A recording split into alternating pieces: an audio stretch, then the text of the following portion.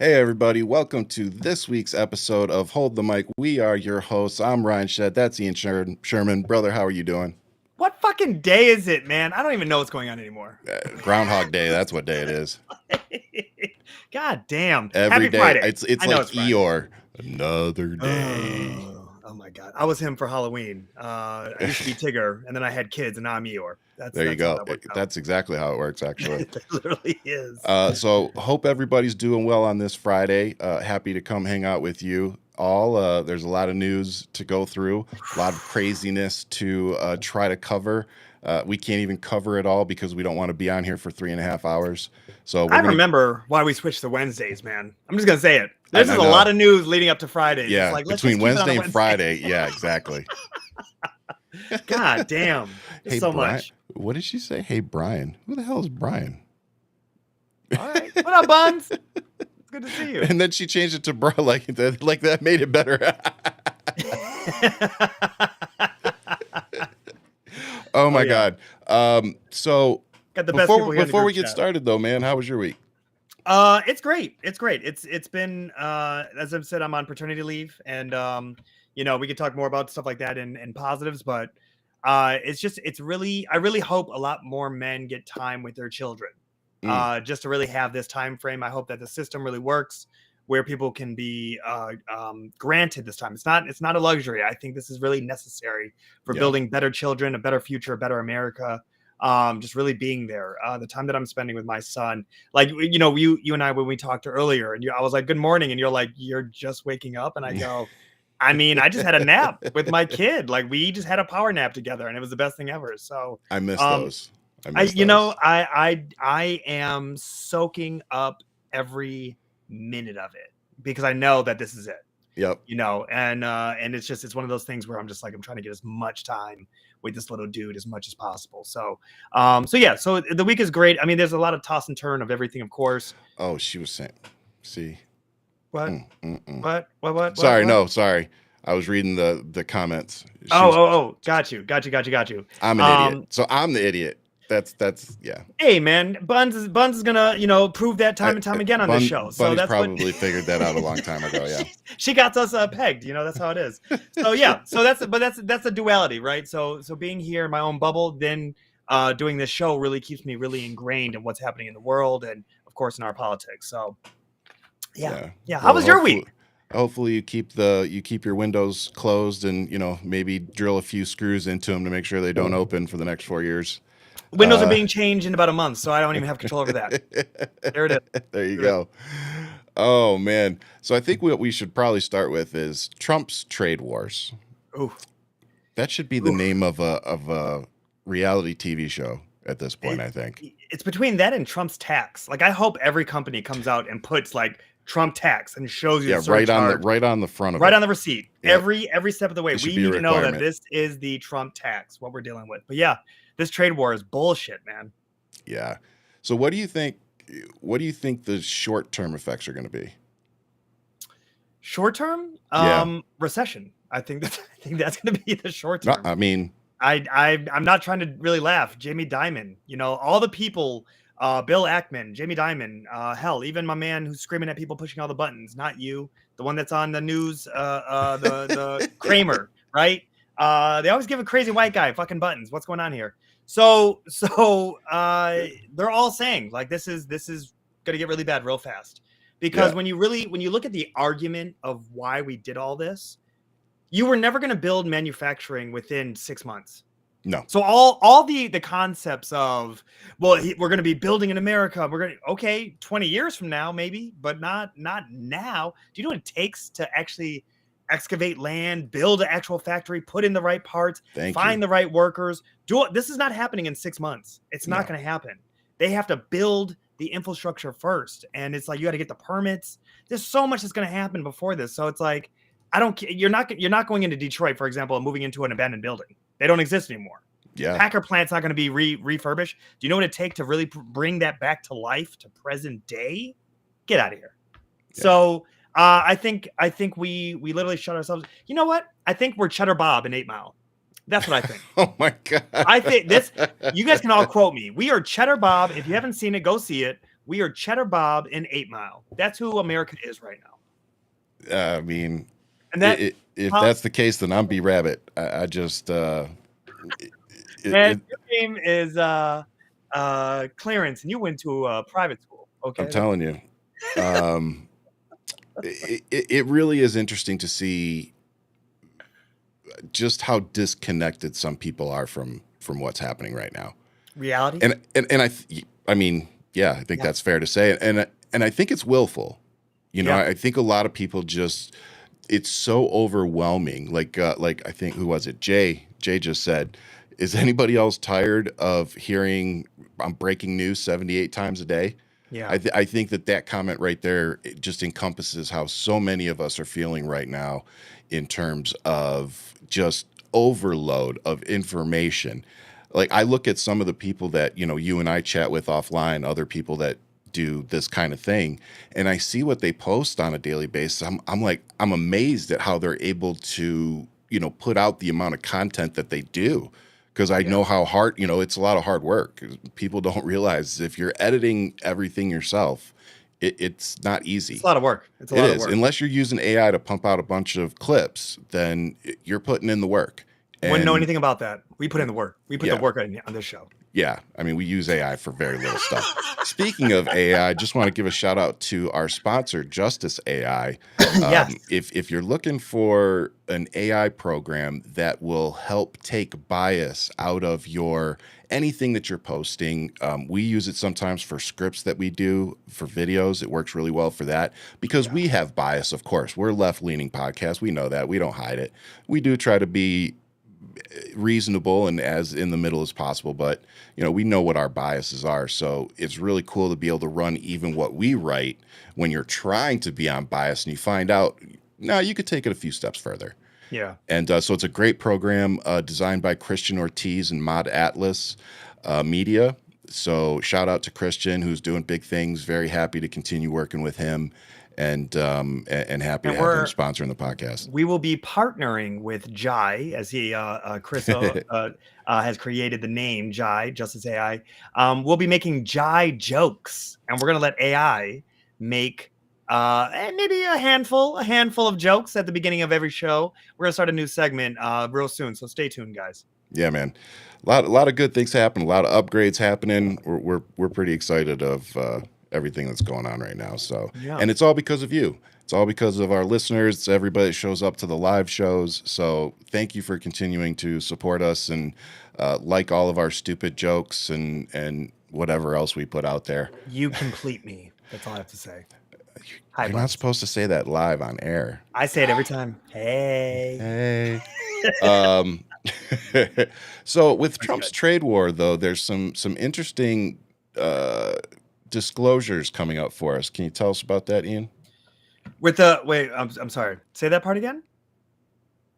Say So what? with Trump's trade war, there's Yeah. some interesting disclosures coming up around May 20th. Oh! I'm so sorry. The disclosures that you're talking about. Jesus. I really I was like, Good wait, what are we Lord. winking at? Yeah. How many politicians, A, people in the White House, and B, actual people sitting congressmen who bought stock as Trump put out there, right now is a good time to buy, and then a couple of hours later, he did a U-turn because he blinked. All right, he definitely he bluffed. He called himself out, and then he let people know buy now. And then he did a 180 and he raised um he removed the tariffs. But I got one for you, Ryan. Is the day before, if you remember, they did a panic. They did a test. They let something leak where they said that they were thinking about pausing, and then they watched how the market all started to rise. I don't know if you remember this. Yep. And then the White House put out a notice saying, we are not doing that. Yep, I remember. That was a test to see how the market was going to react. And then they went into the following day and just did it. And yes, Buns, it is it's market manipulation and it's inside trading. When we think about inside trading, we're talking about what Martha Stewart went to jail for. So if you're going to throw Martha Stewart into jail, you already know you can lock up Bad Butch, whatever her name is, and get her, Orange is the New Black. So I'm just saying to you that when you're looking at, I don't know how everybody found out about her so fast, but May 20th is the actual date where anybody in politics has to disclose what their stock portfolio is. And AOC, thank God for her, Schiff, and your senator, I believe, Gallega. They are right Ruben now putting Gallego, yeah. Ruben Gallego. He is putting pressure. They are putting pressure to A, the ethics board, and B, which we don't know what's going to come out of that, but B, also that they want full disclosures to come out now, not May 20th. So stay tuned. Yep. And just a friendly reminder for folks. Imagine if I had.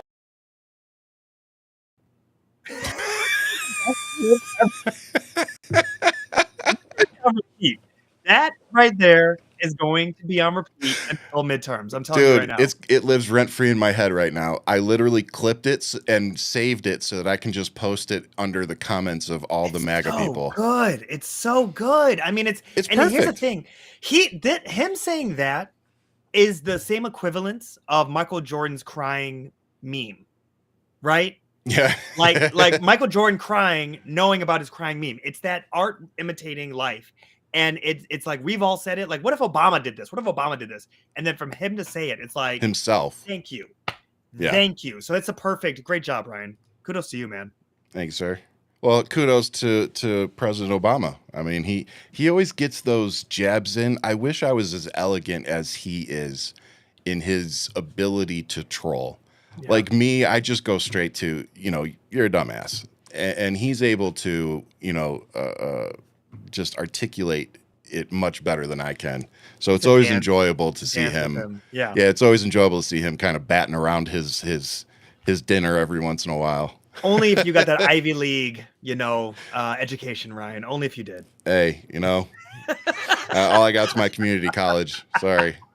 There's the difference. There it is. My public schooling. Here it is. Exactly. This is Royal Oak Public Schools right here. You did us great. You did us great. Oh man. Yes, if only you saw my transcripts. So sticking with the trade war though, I want to talk a little bit about a phrase that I feel like MAGA and Trump voters aren't very familiar with. And it's called retaliatory tariffs. Now, how can I say that and I can't say citizenship? Right there, you just proved it. Right? Still can't do it. And I've been trying to practice it too. Like Ian was saying earlier, Trump came out and he's playing yo-yo with these tariffs with China. And they just came out and finally said, okay, well, we're going to raise them to 125% in retaliation. So Beijing will no longer match any further hikes in U.S. tariffs. It vows to counterattack. Yep. If U.S. infringes on its interests. China retaliated against Donald Trump's latest tariffs by hiking duties on all U.S. goods while calling the administration's actions a joke and saying it no longer considers them worth matching.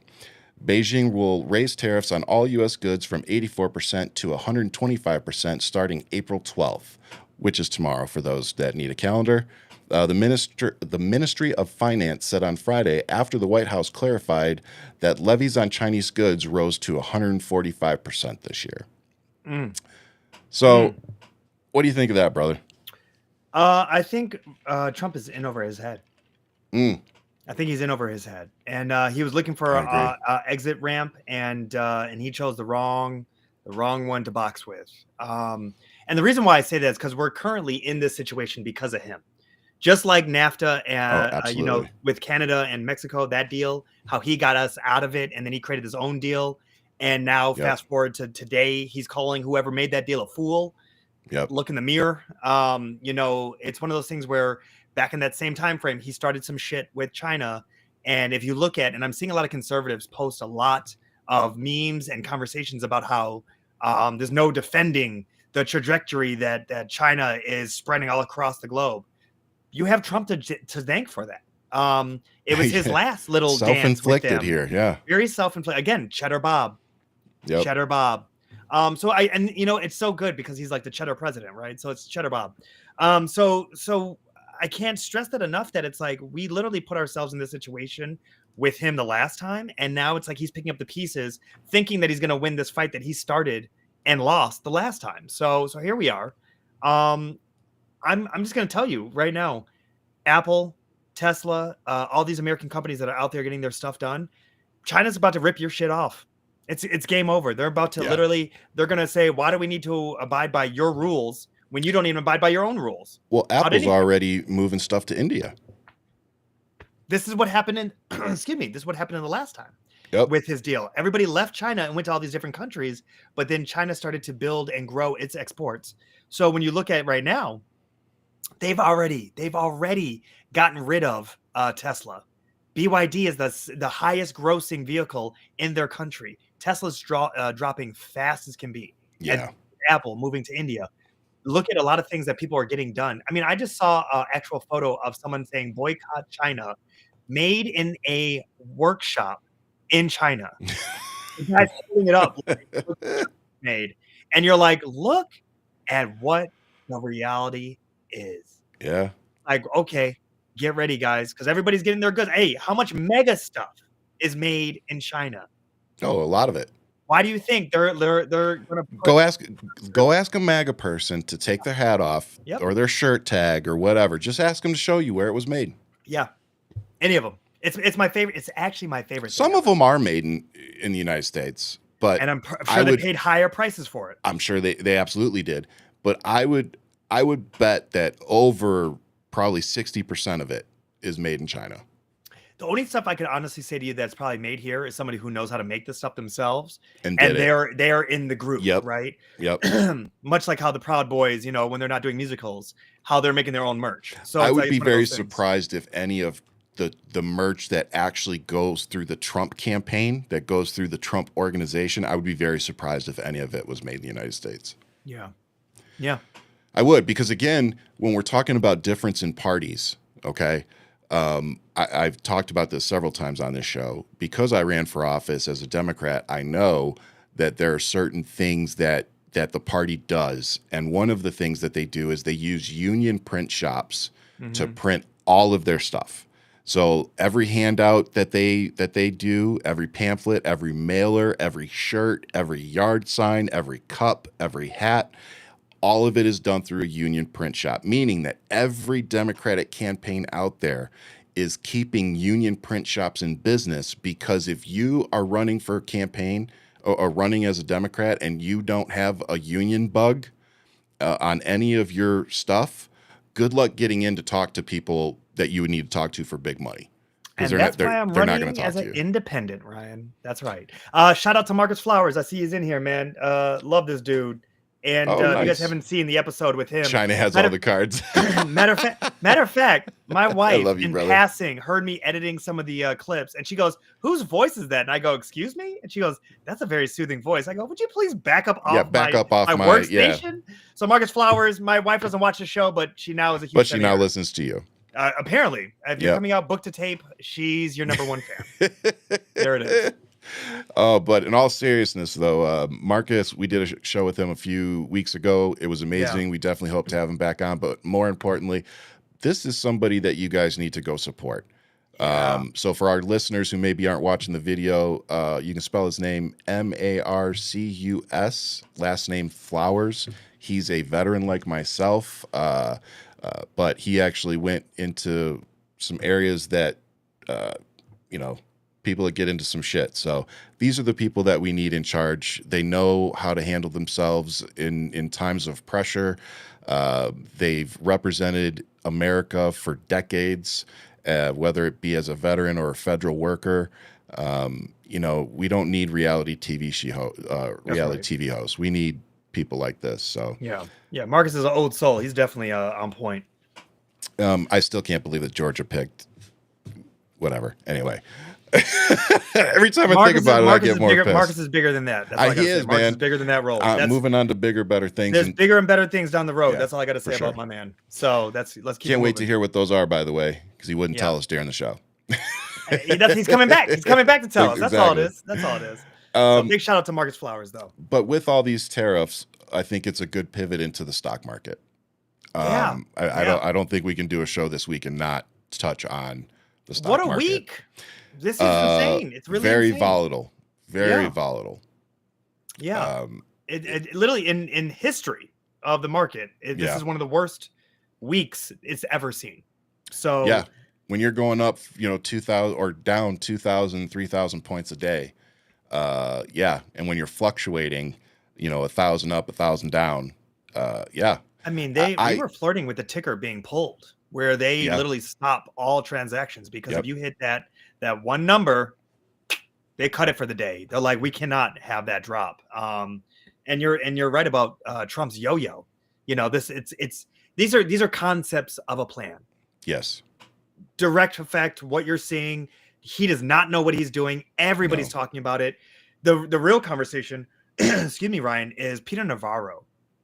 Mm. This man is quoting an alias he created so he could cite that source of a book that was on Amazon, The Death of China, Yeah. by the idiocracy of this whole administration blows my mind. And the supporters of it.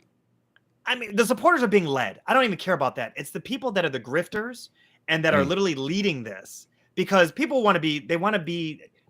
I see some of these people who want to be. They're yearning to be a part of something, and they feel like they can fit into this. I can understand that on a psychological level.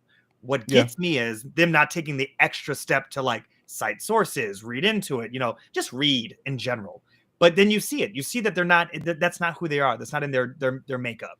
They rather blame, deflect, and cry about their situation instead of learn from, change the scenario, and change their own stars. Right? Pick Yeah. themselves up by their bootstraps. That the shit that they say all the time. So from where I'm sitting, it's almost like they place belonging, as you said, above everything else. Yeah. And they'll ignore truth, they'll ignore fact, all those things because they don't want to lose that community, that bond that they have. That's Because exactly it. and I mean, I think it's probably a fair comparison at this point. But if you grew up in an area where there were gangs, Yeah. a lot of people that ended up in gangs were people that were looking for a family, looking for a place to belong, a place to go, friends, whatever. They Or were look at just, sports. yep, It's that mentality. sports, same thing. Yep, It's exactly. that mentality that they brand themselves. Yep, Like, you proudly wear a Lions hat because you were born into it, you raised into it. There's yep, a love that you have. You've emotionally connected yourself to that brand. yeah. Now take that same ideology and put it towards politics, which blows my mind because you should never champion any politician. You should be Not like holding that. them Yeah, to the flame. Period. I don't love Obama. I still critique him. I don't yeah. think he Well, should have won the Nobel Peace Prize after all the people he killed with drone strikes. I just don't. I just don't see that correlation in my mind. But that's not to say that he didn't do a fantastic job with what he was given and got us out of. right. Period. Now, when I look at a politician like Trump, I'm like, he understands that he can tap into that UFC, that NASCAR, that sportsman-like football, whatever, and really lean into that to build a brand where it's almost infested into. Like, he's really created roots within that, which why we always say they're a cult. Realistically, Right. they're sports fans. That's why they drape themselves in all that clothing. And you're like, you look ridiculous. You look like you're going to a football game. They dress the same exact way. But not to digress, when you look at the stock market, to hear the people that are so mega be like, well, it doesn't matter. The money doesn't matter. It's like, what? What are you talking about? Yeah, all of a sudden it Listen, don't matter. now it doesn't matter. And then, of course, it goes back up. And Buns even talked about it. She goes, it's the same story. Create a problem and then celebrate a flaccid win. Yeah. And that's a perfect example of what we're seeing. Yep. The stock market only went up a couple thousand compared. It's not even back up to where it was. And if you zoom into the 3 months that Trump has been in office, it's been on a decline. Right. They like to go to 5 years. Look at 5 years. Look at what this is. Okay. The difference between 5 years ago was a pandemic, a global pandemic, and most recently is literally self-sabotage. It's ridiculous to see how the goalpost is always pushed back more and more. But this is why you can't argue with them anymore. It's not even worth it. Oh, there's no arguing. But again, that goes back to, our branding and why I do things the way that I do. 'Cause it's like, oh, you guys don't like when I use names or I do the exact same thing that the president of the United States is doing. it's funny to me. So it's Yeah. like I'm going to continue calling, MAGA and Trump voters the names that I call them, and yeah, stop follow you guys should stop following me on social media if you don't want to hear it or see it. Like I I mean, but don't. that's like saying if you don't want to hear the truth. You know what I mean? If you don't want They don't. if you don't believe in free speech, by all means stop following me. Yeah. Because Well, you are challenging the narrative. speaking of free speech, again, if Obama had done this. This is Charles Schwab. It's not just a company, it's actually an individual. And he made $2.5 billion today, and he made $900 million. That's not bad. He's a financial. This is Charles Schwab. What blows my mind. Right. He's literally in daylight telling you to buy stock when they're its lowest, and then he raises the price. And then he's saying, this man right here, Charles Schwab, he made $2.5 billion. And this man right next to him, I didn't get his name, but he says he got $900 million. And you sit here and you go, and somebody in a day. And then you sit there and they're championing this in the Oval Office. Like the amount of filth that is right now on the walls of that great place. Yeah, it's sad. It disgusts me because I'm thinking about how many Americans are literally losing out, are holding the bag, right? That person who voted for him, holding the bag. And for those who don't know what that means, is like you bought the stock and then it dropped, and now you're just waiting for it to go back up, and you're just holding it. And it's never going to go back up to where it was. You just got to wait. You just got to wait. Maybe time will be on your side and it does go back up eventually, but you're holding the bag. Yeah. And you sit here and you're like, how grotesque is this? Because of the laughter, everything in there. It's like American people are trying to retire right now and they can't. Yep. People's 401ks, fucked. People in my family, 529s, fucked. Like thinking about all these people who are financially trying to set themselves up for success to get out of this rat race. Fucked. And they're watching it all just go away. It's like watching 2008 all over again. 2008? Yeah. When Obama took over? Yeah. When we were doing buyouts and shit for the car companies and the economy was fucking crashing. This is self-inflicted. What we're seeing right now. I mean, way more so than that was. I'm going to have to better understand where you're coming from with that, because that was him taking over for Bush and him trying to save the country. In the context No, I know. I'm talking about just where we were in that time. I'm not. Got it. I'm not pointing. Yeah. No. At first I was like, I don't remember Obama laughing in the Oval Office with people. No. I just mean like what we're looking at. It's like the economy is fucking crashing. Like you know what it reminds me of, and this is me being here in New York, is Occupy Wall Street. Being there by Wall Street and people were sipping champagne, laughing at the people protesting.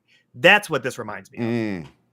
That when I think of the correlation of what is this, and I will find that clip. It is one of those things where it is people sipping champagne, looking down at peasants, and I really think a lot about 100%. how there's more of us than them, and how is it that and this is history, y'all. The French Revolution. At what point is a breaking point for society to have enough? And that's, I'm just only asking as a historian, what really, when you read that history, you go, oh, I wonder how bad was that? And then you start seeing how bad it gets. Yeah. And you're like, okay. All right. Yep. I just don't like where we are. No. I miss waking up and having the biggest concern being Joe Biden walking slow to the freaking podium. Mine is him falling off a bike. Yeah, like Joe Biden falls off a bike and gets back up. Oh my God, that was in the news. Oh my God, terrible. It's like, I just fell on the bike and no one wrote about me. Yeah, dude. Shit. Yeah, I'm in my 40s. If I fell off a bike, I'd probably get more hurt than he did. I ran just recently. That's again, it's just, but looking back now retrospectively, we were just talking about it on the phone as we were prepping for the show. Yeah. We're at pretty much 90 days. Right now we're sitting at about 90 days. So it's been a complete shit show, as anticipated by many of us. Unfortunately, it wasn't anticipated by a lot of people, and they seem to be just figuring it out. Don't feel sorry for you, but glad to see you here. It's just, I don't understand any American that is sitting back watching what's happening right now and celebrating it. You know what I mean? Like all the stuff, the budget that they just passed. Did you notice? I don't, and I could be wrong. Correct me if I'm wrong, but I didn't see no taxes on tips in there. No, no. I did see some massive fucking tax cuts for Jeff Bezos, Elon Musk, and the likes of them. Yeah. I didn't see many tax breaks for people like Ian, me, and most of the people watching our show. So again, I ask you, how in the hell can any of you sit there and say that our country is better off today, April 11th, 2025, than it was November 5th of 2024? Because I don't see any metric at this moment in time where we are better off than we were 4 months ago. And that is the terrifying part for me. I think it's extra terrifying for people who aren't in their 40s. Yeah. You know, the people that are in their 60s and 70s that are trying to, like Ian just mentioned, they're just trying to retire and enjoy whatever years they have left, as they should, and as that's what every American, you know, when you talk about the American dream, that's what part of the dream is. Being able to retire and enjoy your fucking year, you know, the last years with your grandkids or how you travel in the world, whatever it is you choose to do, you know. And unfortunately, America, the real atmosphere is work until you die. Right. And for me, I think it was a blessing and a curse to watch my dad pass away when he did, because he was 57. But he had been at Chrysler for 29 years. He was literally a year away from being eligible to retire. And I watched him never get to fulfill any of his dreams that he had for, you know, retiring. Mm-hmm. And I remember, like, me and my brother and sister, we split his check, his retirement fund between the three of us. It was part of, you know, his will and everything. And I just remember, like, feeling an immense sadness that, you know, he never got to spend that money. You know, like, that was for him. He had set that aside so that he could, you know, live into his 70s and see his grandkids and shit. And, you know, he didn't get to see my kids. You know, luckily he got to see my sister's kids and stuff. But I think of him a lot, especially in these times. You know, knowing that there are a lot of people that are going to have to stay working because they simply can't afford to live in this world right now, in this economy. And I hope you'll allow me, Ian, I want to point out that these prices, as they go up, they're not going to go back down. No. So stop expecting them to. Because the thing that a lot of Trump voters and MAGA and even some people on the left seem to forget sometimes is that one of the biggest things we're fighting right now is greed. And when you have a company that is trying to figure out how to pay their employees the least amount of money possible, provide the least amount of benefits possible, right, while jacking up their prices to increase their profit margins as much as possible, they're not going to simply go, oh, yeah, well, let's take the prices back down. Right. They're going to justify it. And then for those of you who think that these tariffs are going to make American companies produce their products in America and somehow they're going to charge less money, I've got news for you. It's going to cost them 3 times as much to produce said products here in the United States, which means that they're going to have to increase prices. And on top of that, they're also going to now have to pay tariffs for any materials that they use that have to be outsourced outside of the country. But let me ask you, what American is going to take that job? Which one? The one that's here. That's I mean, yes, which one? But the one that's going to be the most hours, worse on your back. You know, they just let how many people go at Stellantis because of this debacle of a yo-yo with this tariff war. Well, I mean, between the layoffs, between car companies, between the federal workers, and the Supreme Court saying that Trump can lay off 16,000 plus federal workers and deport. They have that green light too. Yeah. You know, taking away there's so much going on right now that is distressing. Yeah. The red flags are up. The other countries see it. I don't know why so many people in our country don't see it. Maybe they do and they just don't care. I mean, some of them straight out say this is what they voted for. Yeah.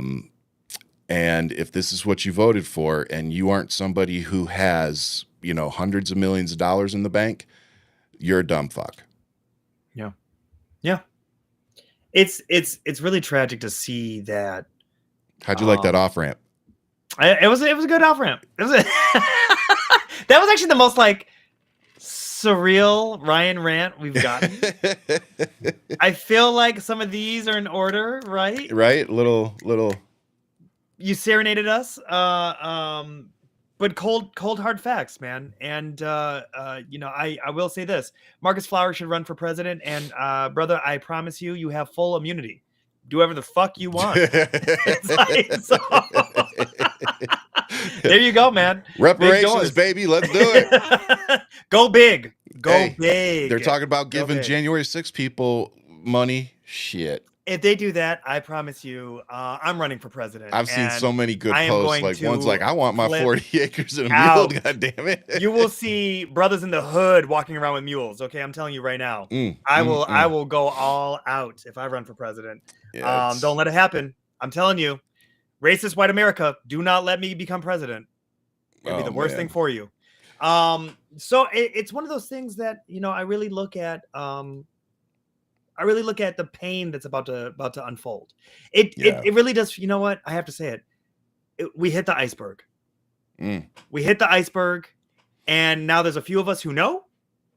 There's a few of us who understand the severity of the situation, and then there's all those who are sipping on champagne and dancing, looking like bumbling idiots. Yeah. And then there's some of us who are like the band, and we're just gonna play to the very end. And that's the thing that I think about with this. And I don't mean just these tariffs. I mean the attacks on our judicial system, the attacks on our constitution, the attacks on our actual legal system, the lawyers, just a quick touch on that. He just now got $600 million of a pledge from another law firm. If you guys have not been paying attention, he's been attacking law firms that were affiliated with each one of his cases. Even the one that represented Robert Mueller, which Robert Mueller does not work there anymore, but he still went after them. So when we talk about him and this whole,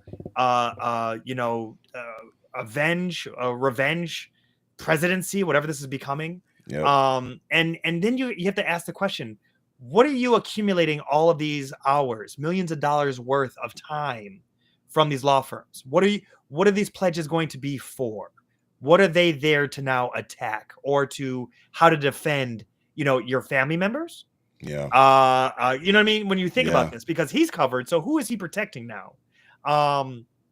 Still don't know anything about no Epstein files. Don't know anything about that. Yeah. All those people that had those binders. Where are they? All this shit. Nothing on the Epstein files that he's affiliated with. And so, when you're looking at this, you start realizing kind of what he's collecting into his fold, and then you only can ask what's next. I'm not worried about the bullshit. I'm not worried about him golfing 35% of his presidency, right? The amount of time, the billions of dollars that he has spent since becoming president, how much he has gone to Mar-a-Lago to spend on him, his family, Secret Service. Crazy. The fact that he's throwing his own tournaments, all this is to generate distraction. While he has a VP and all the cronies on Signal unfolding actual top secret information. Yep. So when you see a lot of this stuff, this is the stuff where I'm sitting here and I go, don't get distracted. This is where the Black community is like, stay woke. None of that bullshit that got hijacked and all that. If you guys did not notice, April 5th. Hey. There was no melanin walking with you. I'm telling you right now, we all understood the assignment. We said, this is your lesson to learn. Yep. This is for you to do. We're not doing it. It's valid. Did you not see that not one police officer got out of line? They were not cracking open Karen's heads. Let's just say that. They were at over 100 cities and capitals. And amazingly, not one of the buildings got rushed and destroyed. Wild. Wild. Crazy how that happens. Wild to think about. But there were Yeah. some great signs. I will say that. Oh, the signs were great. The best one was, and I think I got it from Sadia's page, was even us introvert. You even got us introverts out here. So good. You pieces So of good. garbage. And this is the Like thing, I should be home right now. My favorite is that you would never see. And look, conservatives, you can call me out if you want to. If this is real, you guys aren't that witty. You guys aren't that fun. You know what I No. mean? Like that's a fun sign that speaks volume. Period. So, but that's this is the part, Ryan.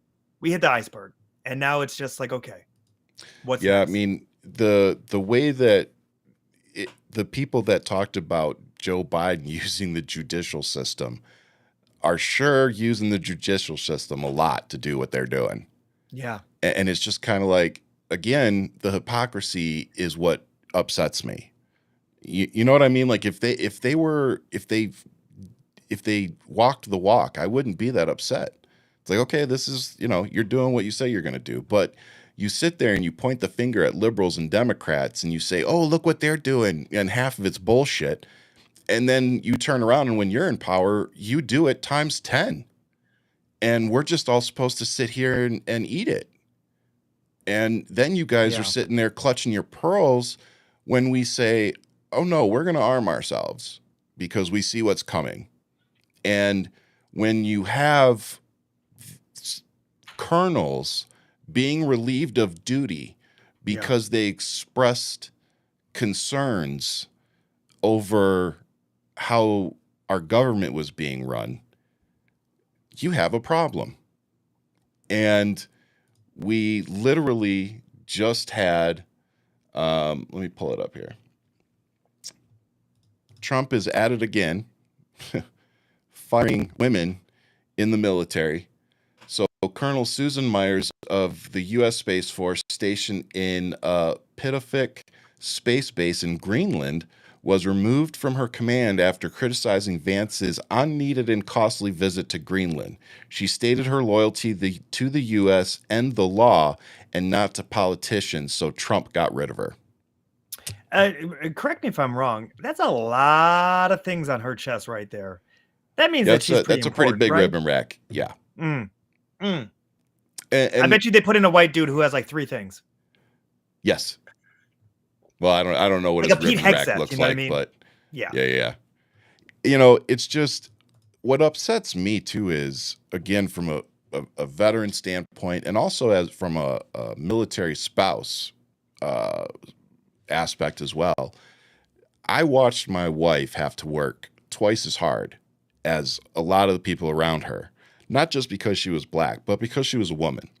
Yeah. Women in the military, they have to work harder. They have to do more to get what the boys get. And that's just a fact. Yeah. And so when you see somebody like her, and you see women like her in the military who they've got, a whole rack of ribbons and accoutrements to go on top of them. It's just really sad to see a 5-time draft dodging coward like Donald Trump removing these people from positions, especially when it's because they simply said they don't agree with something or they call out fraud, waste, and abuse, like going to Greenland. And again, can I just ask, how is this stuff with Greenland? How is this America First? Do you know that trip from Greenland went from 3 days, scheduled 3 days, to 3 hours? Yeah, because they ran him out of there. I want this for our crew, our fan base. It was actually scheduled to be 3 days long of him meeting people, having dinner, shaking hands, kissing babies, whatever the hell they thought they were going to do. And it lasted 3 hours, and he had to have lunch with the military. And even they looked like they were being forced to do so. Yeah. And then on top of it, he's sitting in the room and he's got his cover on. So again, for veterans, military folks, what do you do when you walk into a building? Yeah. You take your cover off. He's sitting at the freaking table with a Marine hat on, and they've all got their covers off. Right. It's like, you're an idiot. Yeah. Read the room. or just show military etiquette, which you were taught in boot camp. Like you claim to be this soldier, even though you were a fucking journalist. I got one better for you. Act like you at your mama's house. I'm Well, sorry. if you read up on his mom, you don't know what that might mean. Not that one. Not that one. No. That's how he learned how to smoke crack. Oh. No. But even that feels like a little fabricated. Peter Thiel. I will say that I watched a couple clips from that movie, and I'm like, really? Hollywood. Yeah, it was definitely some Hollywood shit. Everyone in that cast was like, shit. Damn. Why do we have to make it so good? Anyways. Yeah, now he's there. But before we move on from Trump, his retaliation against these law firms, how big of a deal do you think this is going to be moving forward with the law firms? Yeah. I'm waiting for someone to have a backbone. We talked about it. You and I literally broke it down about it started with ABC and the quoting of, hey, you have these, this essay, this sexual assault charge, the judge said you raped somebody, and they were like, that's defamation. Of all the people to be hit with defamation, I'm like, I'm sorry, not a newscaster who's literally quoting a case. And so ABC paid it, i.e. Bob Iger, Disney paid it. And so that was the beginning of the tailspin of watching all these people buckle. And they're just doing the price of business. They're just like, okay, if I just pay this much amount, this will get him off my back. Yeah. And when you sit here and you go, I'm sorry, why is it that it's all these women who are literally the backbone of this country who are fighting him? Yeah. All these men in suits are a bunch of bitches. I'm sorry. Let me say that again for everybody in the back. All of these men in corporate positions are a bunch of bitches. And I see why they get domed on the DL. Because the thing that I'm really thinking about is you have Janelle Mills, the governor of Maine, who was like, I'll see you in court. That's her rebuttal. I'll see you in court. You ain't messing with no trans kids. I'm not worried about you. I'm not worried about your stupid ass laws. Look at the data. It means nothing. It's that small of a fragment of this country. I'll see you in court. Yep. This individual who just spoke up, it's women who are literally leading the pack on this. Yep. When are we going to wake up and understand it? And you know what I feel like? It's not Mr. Liberty, just so you know, Ryan. It's Lady Liberty. Great. And I want us all to remember that. And I feel, and I'm just going to speak for me right now. I feel like my job at this moment in time is to support those women. We talk about Jasmine Crockett a lot. We talk about AOC, but there are so many women. There are women that we've brought on this show that are doing the work behind closed doors every day, 12-hour plus days, trying to keep this country from sinking. And we got some of them here, in the comments with us that I see out there every day using their platform to spread factual information, that doesn't get community noted or fact checked. So yeah, I feel like my job right now is to, support them and just be like, I think sometimes us men, we kind of jump into things like we're going to jump in and make it better or fix it and whatever. And in this instance, I don't think that's my job. I think my job is to just be there and say, I'm here for whatever y'all need. You want me to put you on my shoulders? I'll put you on my shoulders. You want me to write a sign? I'll write a sign. You want me to go get muffins, girl? How many? I'll go get bagels and muffins. What flavors? Let's do it. So it's just That's it. Our job right now is, and Ian keeps talking about this, not just on the show, but also every day when we're talking to each other, he keeps talking about community. Yeah. And the more and more, we've seen these last 90 days. So the more and more we see come out, I buy more into that with him. It's like, we're not just doing a show. We don't just have listeners and fans. This is our community. Yeah. You know, we're building And something I hate here. the term fans. I do. I do I don't want too. to cheapen. I don't And want to if you cheapen notice, what I don't what think we I've have ever here. said, I don't Yeah. want to say never, but that's not something I say regularly, Yeah. because But it's this is our always, community. This yeah, is our it's our community. community. If anything, I say friends, Yeah. because I've been doing this online for 4+ years now. You know, I like Bunny and I have, you know, been talking to each other online for 3+ years. So it's like you build those friendships. Absolutely. And it's funny because we've talked about it in the context of our kids and the lives that they're going to be living. And Right. it's like their lives in 5-10 years are going to be almost completely online. Yeah. And it's like, so prepping them for that and teaching them how to build these relationships online as well. You know, that's a skill that they're going to need. And it's a skill that I've learned. And that's what makes everything that we're doing as amazing as it is, because we're going to need this community now more than ever, for however long this shit show lasts. Yeah. Yeah. Whether it's 4 years It, or less, I don't know. I mean, I don't. Who knows how this is going to end, right? I know I don't. We're quickly approaching 250 years old. This country, Love you, brother. and yes, big shout out. And you know, 250.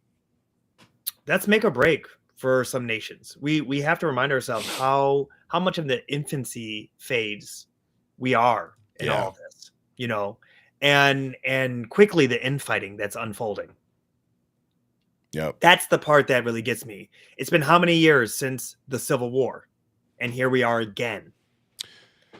Well, yeah, And and you I mean, think about how that goes. and I think that this is a great, you know, pivot into the SAVE Act Yeah. getting passed. Yeah. The assault on women isn't over. You know, it's wild that our moms saw change. Excuse me. Were a part of change. For them to get dragged back into this. Yeah. And I saw one woman's a elderly woman, and she said, I thought I was done with this shit. Like, her sign was like, I'm too old for this. I Yeah. thought I was done with this fight. And it's like, here we are back at it again. Yep. And you look at the social media personalities. You look at there's a study done where it said it takes 23 minutes for a young man, to be indoctrinated into this orbit of conservatism, the Chad wife, the what, you know, masculinity looks like, how to hold yourself. You know, when you're sitting here and you're taking how to be a man from another man on this platform, it's kind of ridiculous, right? It's like, you know, how to be an alpha. Let me show you by you being a beta and listening to me, an alpha. You know what I mean? Like, you think about how that really translates when you really Yeah. think about it. But, you know, so all these betas are listening to what they consider an alpha. And it's interesting to see where it's people putting on this facade, people putting on this shield of they'll toss away their humanity. You know, Yeah. it's not that they're racist, but racism wasn't enough for them to walk away from it, right? Yeah. And you and I talk about this. You know, not everybody is racist in the mega camp, but No. it wasn't a deal breaker. And Right. that's a part that gets me a lot about some folks, even close friends of mine. And their first thing out of their mouth is, you know, but we were good friends. Because there's deal breakers in this with me. Yep. You forget that I'm passing. So you don't see the subliminal messaging that's thrusted into your stratosphere about what is, you know, demonized in America versus what you guys consider to be so much more pure and fluffy and blah blah blah. But with it, the SAVE Act, the fact that it just passed the House, 4 Democrats sided with it.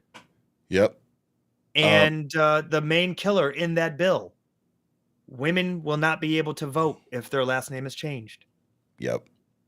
So for those who may need a little information on it, the U.S. House of Representatives passed the SAVE Act, which stands for Safeguard American Voter Eligibility Act. It was a vote of 220 to 208, with 4 Democrats crossing the aisle: Reps Ed Case of Hawaii, Henry Culler of Texas, Jared Golden of Maine, and Marie Glashenkamp Perez of Washington. Joined every Republican that was present in support of the measure. This will require proof of U.S. citizenship to register to vote in federal elections. Critics of the act argue that it could, scroll past and lose my spot. Could disproportionately affect married women who change their names, as their birth certificates will not match their current legal names. Proponents of the act assert that it is a measure to ensure election integrity and that measures are in place to prevent disenfranchisement of any group, including married women. The debate centers around the feasibility and potential challenges of obtaining necessary documentation to comply with the new voting requirements.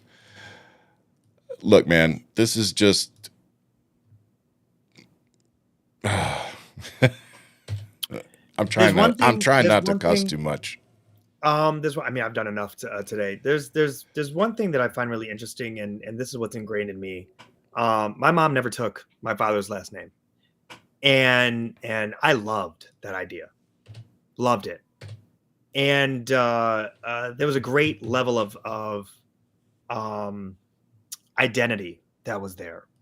And I would see her correct any. I mean, she's German, so she was very, sie will, and so anywhere she went, they're like Mrs. Sherman, and she was like, she'd give her name, right, and she would correct whoever.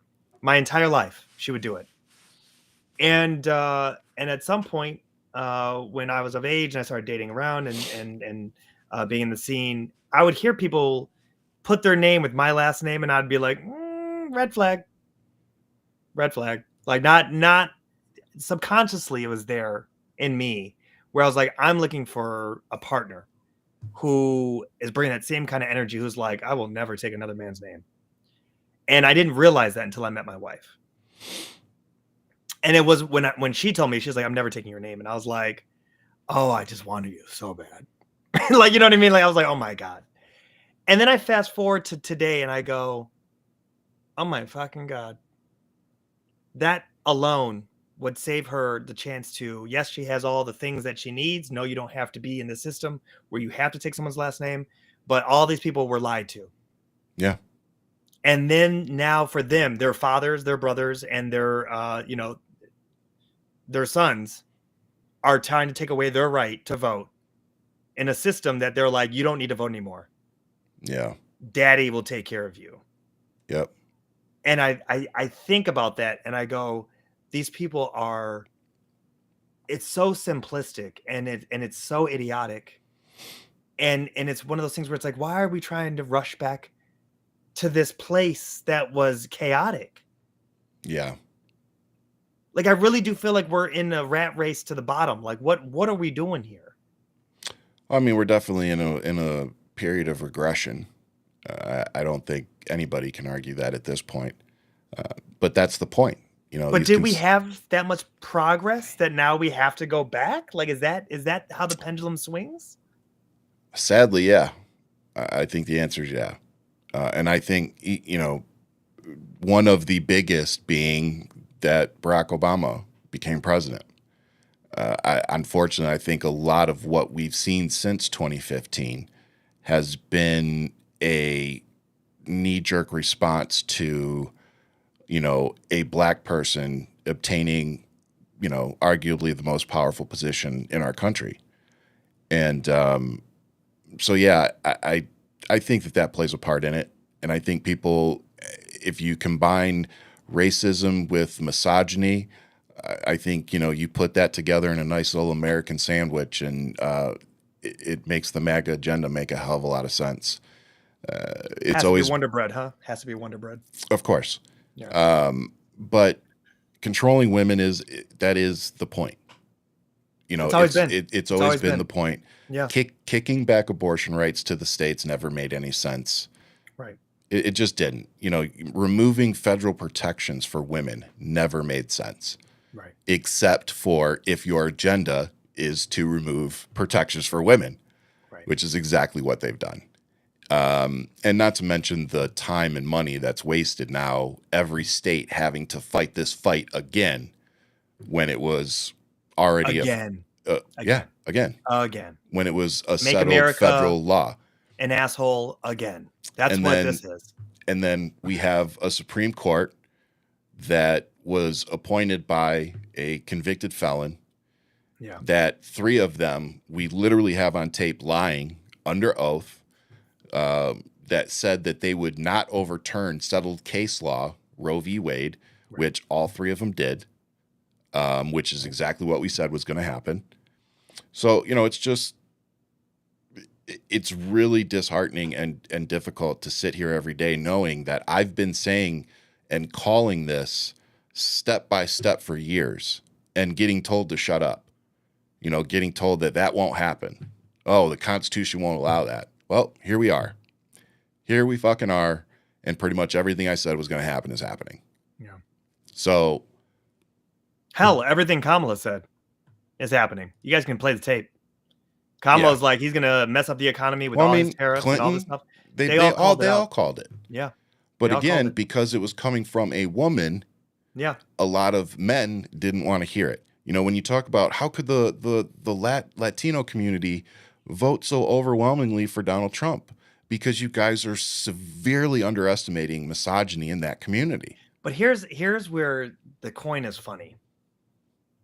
You look at Mexico and you look at the same misogyny, but they just put in the dopest president, Madam President, first Madam President, Scheibam, who understands climate change, has studied it, has a doctorate, and who is literally trying to lead. Take Trump's bullshit either. And isn't taking Trump's bullshit and is literally doing a rope-a-dope with him nonstop, but is leading Mexico into the future.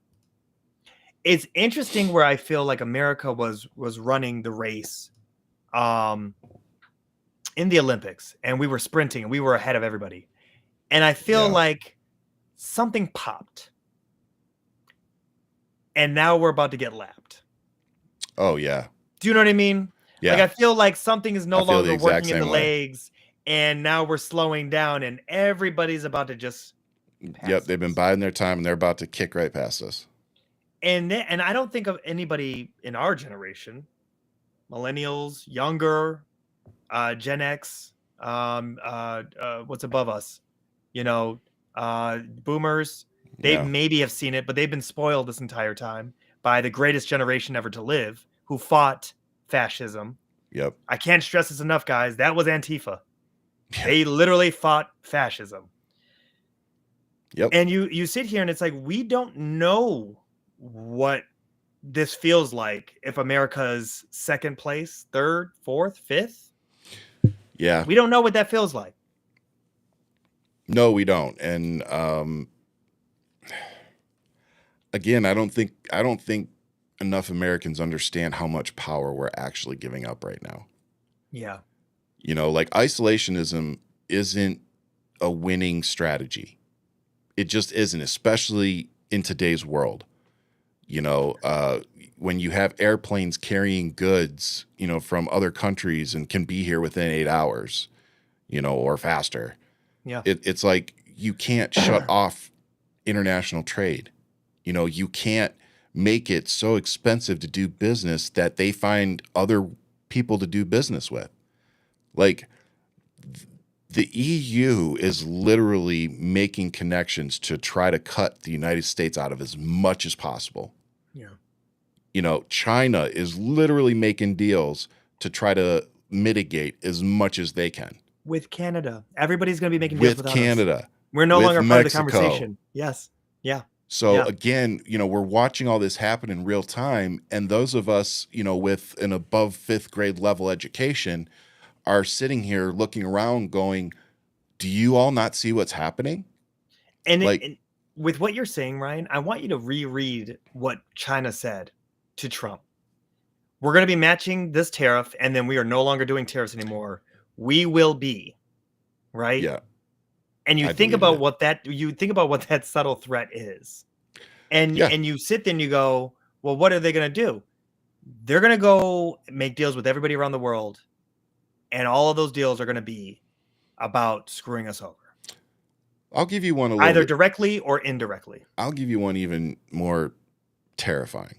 And I'm not saying that this is going to happen, but let's be real. This is always a possibility. China's military outnumbers us a great deal. I don't know what the exact number was, but I think it's like 3-1. And the biggest thing about China is they don't have the Navy to get said forces overseas to come here. Now, I said a few years ago, I said, what would happen if China became allies with another country that did have the Navy to transport those troops? And they made a deal saying, yeah, we'll take your troops along with our Navy. Let's get this done. That would be fucking terrifying. Let me add to what you're saying. Vladimir Zelensky just said that they just captured a number of Chinese soldiers in Ukraine. Yep. And he is now demanding China to answer, why are we finding Chinese soldiers, not Korean, working not with North Russians? Korean. Why are Chinese soldiers working with Russians? Yep. And this just came out this week. Again, breaking news nonstop. 77. Entire 79. 79 right? or whatever it was. Yeah. At this point. But in that, and I'll do one, Ryan, where it's not about war. Let's look at something that's near and dear to us, which is the auto industry, right? Home. BYD. Was it? I thought you were going to say cake. Cake, man. Let's talk about some yellow cake. I'm baby. hungry, dude. Starving. We'll wrap this show up. BYD, which is making its way in Mexico. BYD is making cars, EVs, better than what we're seeing from Ford, GM, Stellantis, all of the American brand. Yeah. They have a model that is $11,000. $11,000. When we talk about making a car for the working class, $11,000. Yeah. We're not talking about that buys you a freaking car with 140,000 miles on it. And maybe a muffler, right? And maybe a muffler. The catalytic converter might be included. Smells like a dead animal in the inside. Yeah. And but it's been used by 7 people. Only 2 smokers and 1 owner. Yeah. Oh, there it is. And Hertz best rental. So when you sit here and you think about this, and you really think about what they're, and we're talking about EV. It goes 300 miles per charge. It has all the state-of-the-art technology, and it's $11,000. Yeah. You sit here and you go, America can't do that because they're chasing this idea in their minds about what profit is, what they're chasing, right? They're not chasing having their brand out there become the brand Profits of America. combined with legacy costs, legacy costs. And when you sit here and you're looking at like, okay, ththese other companies that are coming out, Rivians and Lucids that are way too expensive for Americans that are working class. You sit here, look, they're beautiful, but we're not there yet. We're just not there yet. Nor do we have the infrastructure. We haven't taken ourselves serious. The big thing. Yeah. We have not taken ourselves serious. And I mean that in the context that we're doing these little wars with each other every 4 years. China has a 20-year plan. Yeah. That's their focus. We will be at this place in 20 years. I'm not saying a dictatorship is a way to go, not at all. But we're over here flip-flopping about women's rights right now. We're flip-flopping about Black history. Tariffs.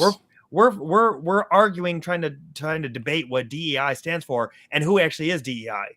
And most people just think it means black. And that just shows you how little gray matter is actually there on the other side of the aisle. Yeah. I say all that to say to you that when we look at what we do export, which is automobiles, and we look at the fact that EV is taking over on that side, that continent, why would we not be so aggressive, which Biden was trying to do, to get us, to keep us in the game and to get ahead of it?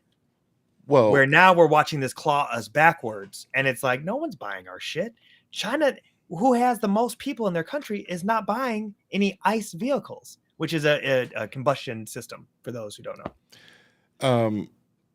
Yeah, I mean, again, if you look at the fact that Elon Musk and Tesla were given government contracts Billions of to dollars. build the infrastructure that Billions. was needed, and Yeah. Musk basically took the money, invested into crypto, and never delivered on the infrastructure.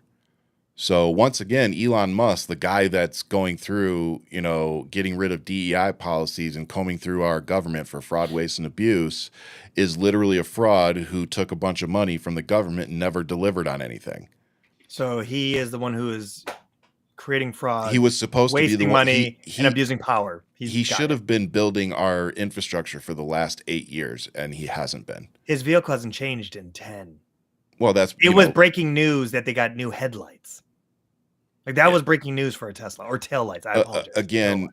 every product that has been designed since he kicked the 2 actual engineers and brains out of the company has been shit, because Elon Musk is not that smart. Just like he's using AI for all these Doge cuts. That's why they keep getting embarrassed by all these things that they do. And it's like the Enola Gay. I'll never get over that. Yeah. It got rid of it because of the word gay. Yeah. I mean, I'm sure it was a fucking airplane. I'm sure Motown doesn't have any singers by that name. It's like Marvin Gaye. Yeah. Get rid of them. No, but even the Cybertruck, 46,000 vehicles, damn near 99.9% of the vehicles out there have been recalled. Yeah. The entire fleet of Cybertrucks have been recalled. Yep. Forbes has labeled it the worst vehicle of the decade ever. No, I think it was the decade. It was the decade, but it's of this decade. But let's be serious. The DeLorean didn't suck this bad, and everybody thinks that's a dope ass car. I don't see Disney making a reboot using the Ford Cybertruck, or excuse me, the Cybertruck. Can I take a detour real quick? Let's go for it. So, field trip. Bunny put this up, and I think either you or Jen was telling me about this before we came on. But X is going to be a part of Social Security communication moving forward. Yep. This is batshit crazy. Yep. Shit crazy. Do y'all hear me? The Social Security Administration is cutting staff from its communications office and will rely on social media posts instead of press releases to update the media and the public. Regional SSA offices, each representing several states, will no longer have fully staffed public affairs offices because of the agency's mass reassignment of employees to field offices. SSA Midwest West Regional Commissioner Linda Kerr Davis told employees in a call Thursday that those regional offices will no longer issue press releases or Dear Colleague letters to advocate groups. Instead, the agency will be using X to communicate to the press and the public, formerly known as Twitter. This will become our communication mechanism. Holy shit. Yep.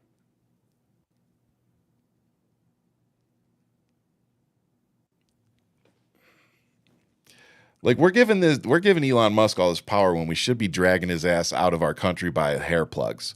Like you guys do realize Elon Musk has 3 citizenships, right?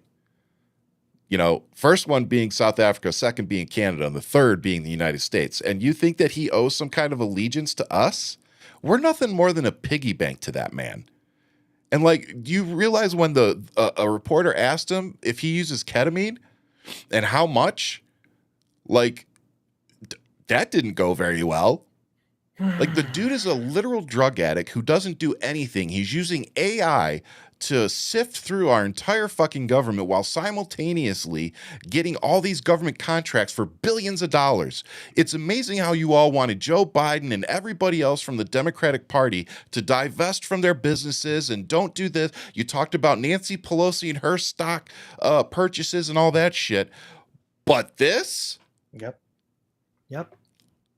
This is the part, Ryan, that makes you really go crazy trying to figure out how the hell did we get here. And it made me think of this. I just watched that movie WALL-E again with my son. And I just said, I know how this happens. I know exactly how this happens. I see where this goes. How does this unfold? Oh, it's easy. It's unfolding right now in front of us. I'm going to say it to you once again. We hit the iceberg. Yep. Oh, man. Now we're just watching compartments fill up. Ain't that the freaking truth? So we talked a little bit about Colonel Susan Myers, the Space Force colonel, being relieved of duty. I wanted to also talk about something else that pissed me off. And it particularly pissed me off because Donald Trump is organizing a military parade for his 79th birthday. No. It also is supposed to be for the 250-year anniversary of the United States Army, but it's more for him and a birthday For party. him. Yeah. How much are they going to cost us? $92 million for this parade. And that's, you know, I'm sure there will be unforeseen things that have to be paid when they screw up the street with the tanks and everything. I'm sure they'll have to pay to fix all that. Right. So who knows what cost on it'll the back end. actually cost. I'm Cost on the guessing back it'll end. be well over Right. 100 million. So Elon Musk, where you at with that fraud, waste, and abuse, bro? But as a veteran, it always pissed me off that vets and the military voted for this guy because he doesn't respect us. He's called our fallen soldiers losers and suckers. He's disrespected John McCain, and doing so as a 5-time draft dodging bitch. It just really pisses me off. So he's doing this military parade. I think it's supposed to be in June. And simultaneously on on April 4th, we had 4 soldiers brought back to the United States that lost their lives in a training accident in Lithuania. Yeah. And they were brought back to Dover Air Force Base, like all of our soldiers usually are. And before I say this, I just want to remind folks of the Joe Biden looking at his watch and how big of an ordeal that was, and that they had congressional hearings of the parents of the 13 fallen soldiers come in and say all these horrible things about Joe Biden because he looked at his watch. When these 4 soldiers were brought back home, Donald Trump wasn't there. He didn't go to Dover Air Force Base. J.D. Vance, who is a veteran himself, didn't go. He wasn't there. Pete Hegseth was. I sure hope that he didn't have any drinks before he went out there and greeted the families of those 4 soldiers, you know, that the president couldn't bother to be there. And then if you'd like to know what the president of the United States was doing instead of honoring our 4 fallen soldiers, he was down in Florida at a live golf tournament with Saudi Arabia. So he and the rest of his douchebags decided that a live golf tournament or a banquet or whatever it was with Saudi Arabia was more pressing than being down at Dover Air Force Base to receive our soldiers. So for all of you out there who say, you know, he cares about our military or he respects our soldiers or anything, I just have to say, go fuck yourselves. Because he is a giant piece of garbage. He doesn't respect our service. And he thinks that we're suckers because he got out of his service. Yeah. Like, that's the part I don't think a lot of y'all understand. Like, when he calls, he does think we're suckers because he got out of it. And he views it as a bad thing. So, again, the guy that shits in a gold toilet, you know, and has a private jet that you all paid to refurbish and put new Rolls-Royce engines on, he doesn't give a shit about you. Elon Musk, the guy that's literally taking billions of dollars in taxpayer money from us to not deliver on anything or deliver garbage, he doesn't care about you or me or our veterans. He doesn't care about the homeless. He doesn't care about anything except for his bank account. He is not mentally capable of feeling those feelings. You know, whether he's autistic, whether it's Asperger's syndrome, whatever it is that he deals with, it does not make him qualified to do what he's doing. And then on top of it, to be adding on an obscene amount of drugs. And again, this isn't coming from me. This is coming from Larry Ellison and other people. Larry Ellison tried to get him to literally detox in Hawaii because they were so worried about his drug intake, which he didn't do, by the way. I'm gonna need you to play that Obama clip maybe 2 more times in this episode. And one is towards one is towards this. Imagine if I had. It really brings home the point. And it's one of those. I'm glad you have it on standby because we might need it one more time in today's episode. I love that man's voice. You know, Ryan, it has to hurt, and I just wonder, in this parade, will you ever see a veteran? Because I'm guessing no. In what? Because it discusses him. What do you mean? In his military parade, will you see any vets? Yeah. You know. Oh yeah. No, that'll be a ton. I'm talking about those who are wounded. You know, the ones that have been injured. Bro, there's going to be a ton of them. They're going to have them in this parade. Yeah, and they'll gladly show up because they're fucking brainwashed. Again, let me remind folks, when we talk about MAGA as a cult, do you want to know what else is a cult? Our military. It is. You talk to anybody that's realistic, it's a cult. Like, we show up, one of the first things they do, they take your glasses, they take your hat, they take your hair, they take your clothes, they make you shave your beard. Like, they take everything from you. And the whole point is to make you all the same. Yeah. And to make you all move in the same direction as a team. Now, you don't realize that it's a cult that you're joining because it's the military and it's patriotism and it's for your country and blah, blah, blah. But when you go through it and you have the retrospect to look back, you're like, oh, yeah, it was a cult. Definitely a fucking cult.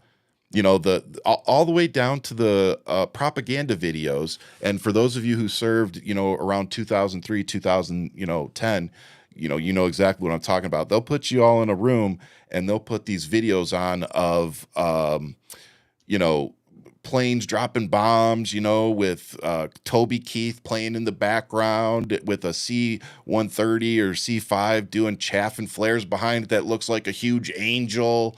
Like, you know, you're sitting there taking all this in and it makes you feel proud of what you're doing.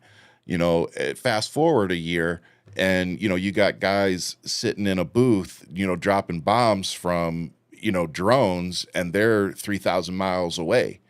You know, you got people kicking down doors in countries and they don't even know why the fuck they're there. Right. So it's just kind of like, that's why they want you to be part of a cult, because you're supposed to do what you're told. You're supposed to take orders and do what you're told without question. And unfortunately, when you start trying to sprinkle a moral compass into that, the reality is a lot of soldiers just don't have it. And they're going to do what they're told to do. And when you look at all of the commanders and joint chiefs and all that stuff that they're getting rid of to install loyalists, I have said this from the beginning, all the people out there who think that the military is going to save us from Donald Trump, it won't. Yeah. They are literally making it so that they have nothing but loyalists in positions. And if you don't do what they tell you to do, they're going to do exactly what they did to that Space Force colonel. They're going to kick you out and they're going to get rid of you and they're going to find somebody that will do what they're told. So that's where we're at, people. At what point, Ryan, does that trip us up? Because if you start filling in enough seats with idiots, at what point, when we have enough Pete Hegseth, right, do we drop the ball and find Russia and China at our front door? I mean, I think Russia's already at our front door. Yeah. And let me expand on that. If you go back to 2016, 2017 and the whole Russiagate thing, but if you literally go read up on the Mueller report, nowhere in that report did it absolve Donald Trump or say that Russia did not interfere with that election. Right. Nowhere in that report. In fact, it said that if Donald Trump were not president at the time, that they very likely could have brought charges against him. Yeah. And these dumb fucks voted him in again because they didn't believe the report or they thought it was a witch hunt. And again, that's a cult. They literally just go tell their people what they want them to believe, and they're like, oh yeah, no, it's fake news. It was a witch hunt. It was political persecution. It was whatever the fuck they make up. But if you think about those things, fake news is such a vague catch-all that you can say to anything that you just don't agree with. And it's just dismissive. It's automatically dismissive. Oh, that's fake news. Bitch, it's a court document. Right. Right. You know, how do you say that's fake news? It's a fucking court document. But you're going to believe one sentence A tweet. in a diary found in a room that was, you know, come on, get the fuck out of here. I mean, it's actually probably my own PTSD just listening to you say that because, I know only You're reason gonna have why Ryan rant PTSDs in a year or Woo! so. You know what I'm saying? I'm just sitting there talking to my wife. I started yelling at her. I'm like, I'm sorry. It's a Ryan rant. It's Ryan. Yeah, blame me. Yeah, I get punched in the nose. Don't worry. No, it's one of those things where I would be like, here's all this information. I know so many of our listeners, so much of our community has. Uh-oh. You froze. Those conversations. There you go. And did I lose you? Did you lose You're me? good now. You're good now. Okay. There's a storm coming through New York. Yeah. You know, It's your wife saying wrap it up. Yeah, right. She pulled the plug of the internet. She's like, it's time to go. No, it's one of those things where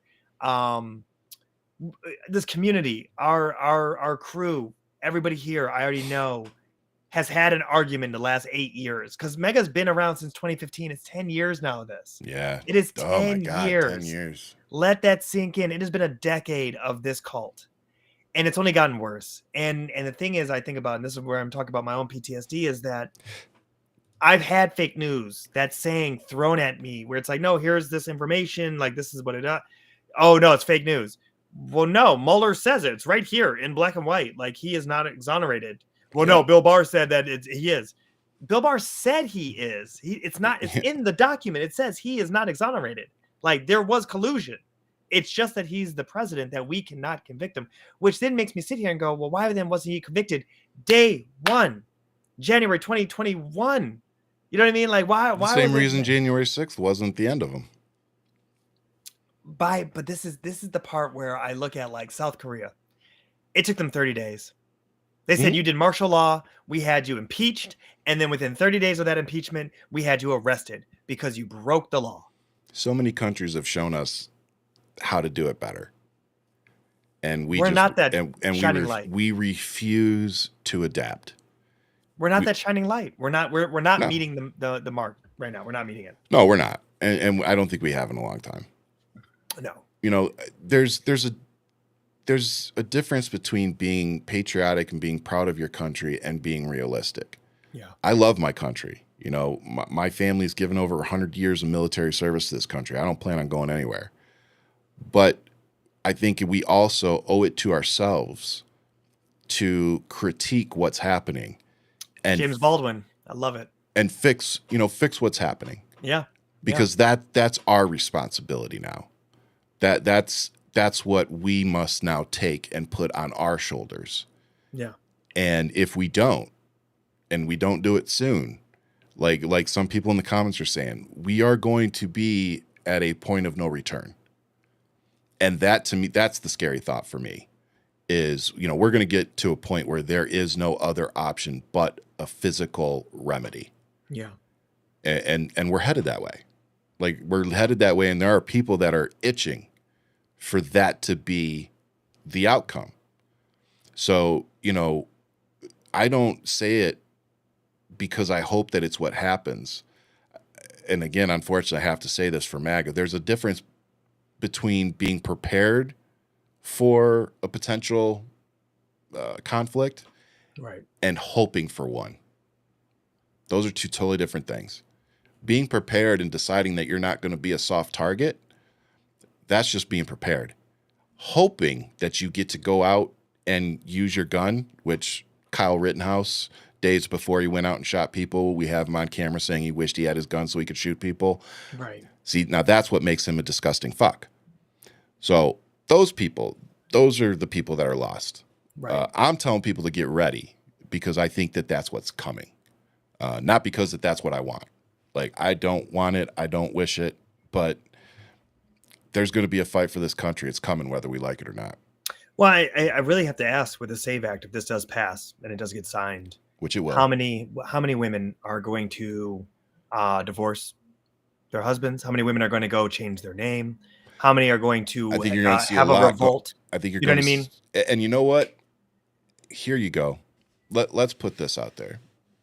Gentlemen, men, we were just talking about us and how we can support women in this fight. Support your wife going and changing her name back to whatever's on her birth certificate. I know it may rub some of you wrong, and I'm going to tell you real quick. I was one of those people. My wife, when she was in the military, she waited a while to change her name because it was a pain in the ass. Like when you're in the military, you got to change all your name tapes. Like you have to change everything. So I understood it to a great degree. But when we had our daughter, like it kind of meant something to me. Toxic male shit, I guess. And she went and did it. But knowing now what we know, I would be completely okay if she went and changed it back, just because it's not worth it. Conversation my wife and I had was she told me she was never changing her name, and I told her I love it. I love that she's not. We quickly found that we were the right pair for each other because of it. But I did say, like, I want my boys to have my last name, which is like, I don't have any say against that. She goes, yeah, that sounds great. We had that conversation before we even got married of what that would look like, you know, while in the dating phase and testing each other out and seeing what's what. And it's one of those things where even with the kids, you know, it's one of those things where it's like, okay, I have 2 boys. How do I make them better men? Period. But when it comes to this, give one it's your like, wife's last name and one your name, and let them have it. Let them at it. I'm not letting them fight. I'm not letting them fight. I already know it's gonna be a fight. I already know it's gonna be a fight. Like Gladiator, the Sherman It's style. gonna be complete gladiator. The one named after my wife's name is gonna be more of a Sherman. It's like, oh, I can't do it. Man. I can't do it.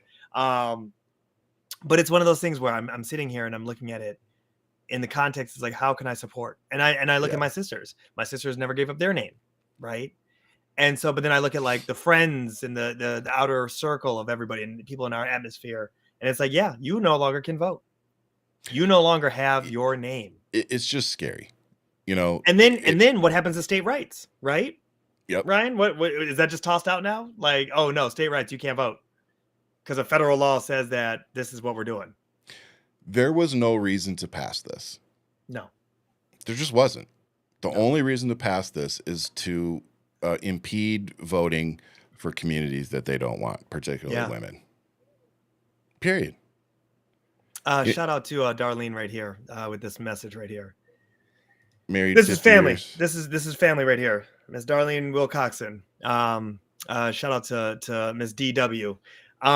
Yeah, great family, amazing people, great sons. My brother-in-law is married to my sister. That's his Ma Dukes. Can I? You know, what's up? I'm sorry, this comment. Oh my God. So this troll put, Russia spent less than $200,000 on Facebook ads on the 2016 election. Kamala's campaign was over $1 billion. I don't think she spent over $1 billion on Facebook campaign ads, but more importantly, do you think that Facebook ads is the only way that Russia could interfere with our elections? Like, these are the people that they find a way to convince themselves that, you know, we don't know what we're talking about. It just blows my fucking mind. It's like deductive reasoning. Yeah. It isn't or even trolls, you know. I know, but some how people much did believe Tim this Pool, crap. How much did Tim Pool get paid? Like, it's already out there that people are paid by 400,000, I think it was. Right. So that's already more than that 200,000 right there. Yeah, you look at the fact of like how it's infiltrated our system, and then you look at all the bots and the fighting. But also, how many bots does your boy Elon have? That's Russian bots, dude, on his accounts, right? Yeah, it's insane. Yeah, it's every day. I think I'm going to end the show with 2 things today. One being the Supreme Court telling the government to return the man that they sent to El Salvador, claiming that he was a criminal, which he wasn't, and he's also a citizen. So my question is, Ian, how much do you think this is going to cost taxpayers when all these citizens that are getting picked up start suing our government? 90% is on the record right now so far, being innocent and not being convicted of any crimes in America. How many? In America, 90% so far. of the people being sent to the El that have Salvador already prison and being already been deported. Yes. 90% are innocent. So when you talk about that you guys are pro-life and you guys are for family or religious or anything, these people are innocent people who are just trying to pay taxes. And another thing about this, for all of those who are doubters, the IRS is giving up the location of immigrants who have been paying their taxes Yep. to ICE so they can be tracked down to their home address. Yeah, the people that talked about the 85,000 IRS agents being hired by Biden are now using the IRS to go after citizens that are paying taxes. So when you tell me that immigrants don't put into the system and will never see Social Security, They much must like be. maybe most millennials, yeah, it really puts a lot of cracks into your guys' talking points, Yeah, it does. especially when those headlines come out that the IRS is working with ICE to give up immigrants in America. Yeah. Undocumented immigrants. Can't trust our government at all. It's So here pretty we sad, are. actually. So here we are. And You know, with that, and I just want to ask this question too. You know, we've been talking about the Supreme Court. You know, you brought up Trump going after the law firms and people that were going after him in those cases. So now the question becomes, whatever Trump and his cronies do from this moment on, who's going to prosecute him? yeah. Because, well, here's the reality. Who's going to go to El Salvador and pick up this gentleman? And Well, if Trump doesn't do it, who's going to do anything to Trump or to his administration? you know, the Supreme Court, unfortunately, can't be trusted. They're already showing us that they're going to give, you know, liberals and Democrats a few breadcrumbs to shut them up and try to appear as they're, you know, impartial or unbiased or whatever. But they're going to give Donald Trump every single one of these cases that he shouldn't be getting. Yeah. You know, like giving him immunity and all this kind of crap. Like, it's bad for business. It's just bad for business. It's going to be interesting to see how this plays out, man, especially with the legal case, because we are in a constitutional crisis. You know, We really are. The last thing I want to talk about is there were some, what's it called? Negotiations going on between Russia, between Vladimir Putin and Trump's special envoy, Steve Witkoff, in Moscow. This was today. So my thing is that nowhere in this is Ukraine. Ukraine isn't even invited to this discussion. How are you going to hold meetings with Vladimir Putin about the future of Ukraine or the Ukraine war without anybody from Ukraine present? Like, who do we as America think we are to negotiate a ceasefire and not include the actual country that you're trying to negotiate the ceasefire for? it's kind of interesting. I wonder if he was on Signal while he was out there. Sending updates to Pete Hegseth. You know what I mean? I wonder, because he was last time. I just, So yeah, it's insane to watch us, you know, kiss Putin's ass while simultaneously, you know, screwing over the American people. yeah. I don't know how anybody could consider this administration a success at this point, except for the rich, you know, billionaires that are getting all of their contracts and tax cuts. But I'm not seeing a whole lot of benefit to the American people, the working class, you know, anybody making under $400,000 a year. He's not trying to help us. No. And This the is- fact this is that is- most of us, that's who makes up majority of voters. The rich billionaires don't make up enough people to get this man elected. It's That also means that what- he's conned enough of you who make $50,000 a year or less Yeah. that he is going to be your champion. he's your voice. He's your voice. And keep in mind, it's on the backs of the middle class that this Oh, operation 100%. works, right? Yep. And this is what I talk about. At what point do we all stop? Do we just full stop, pencils down, don't show up, all walk out? Yeah, we're done making money Um, for you. we're done making money. We're gonna put the grinds in the gears, right? We're gonna stop. We're gonna stop being the cog in this whole wheel. And how long does it last? When you see unions do it, you see how quickly things change. What happens when all the white collar positions do it? All the nurses stop showing up. I mean, I know Instantly. there's HEPA laws. I know that there's people who have to show up and do stuff. Yeah. But when you're being realistic, what happens when everybody who is affiliated with this program stop, and you look at how that might put a pause to this? It's something to think about. Yeah. France did it, and it's like, okay, I know people didn't show up to work that day. You know what I Yeah. mean? It was like, oh yes, I'll be there at 2:00, madam. It's like, no, that's not how it works. But it's one of those things, and I feel like today's show was very somber because we're really kind of taking in what we just witnessed, which Yeah. was, market manipulation.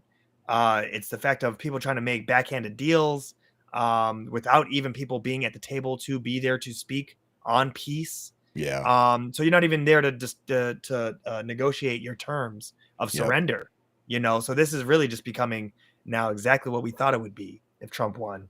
Yep.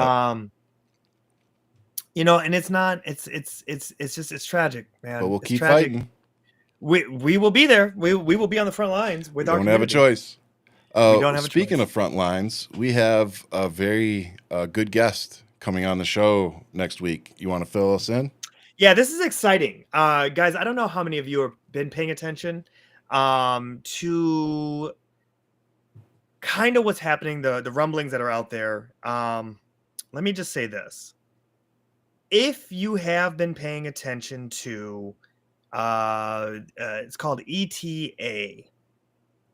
Election Truth Alliance. Election Truth Alliance.